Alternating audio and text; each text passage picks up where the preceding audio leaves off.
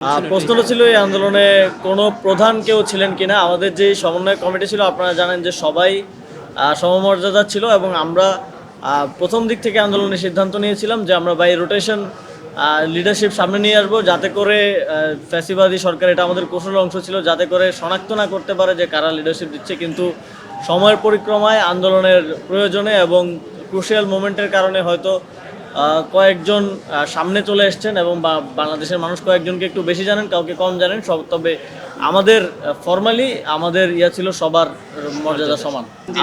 আমাকে জিজ্ঞেস করা হয়েছিল যে চানখারপুলে যেখানে 6 জন হত্যা মামলা, সেখানে কোনো পুলিশ নিহত বা আহত হয়েছে কিনা। সেখানে আমার জানার মতো কোনো পুলিশ নিহত বা আহত হন নাই এবং সারা দেশে যেটা বলা হচ্ছে এটা খুবই অস্পষ্ট। এই বিষয়ে স্পষ্ট কোনো কিছু আমার জানা নেই, সেটাই আমি আদালতকে বলেছি।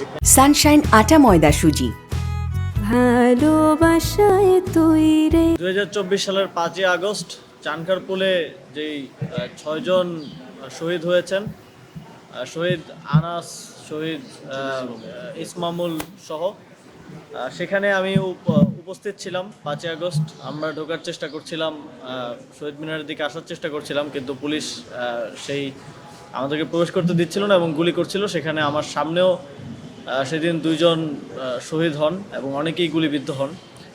সেই মামলায় আজকে আমি ট্রাইব্যুনালে আমার অসমাপ্ত সাক্ষী দিতে এসেছি এবং আমার বক্তব্যের পক্ষে 2টি ভিডিও চিত্র আজকে দাখিল করেছি এবং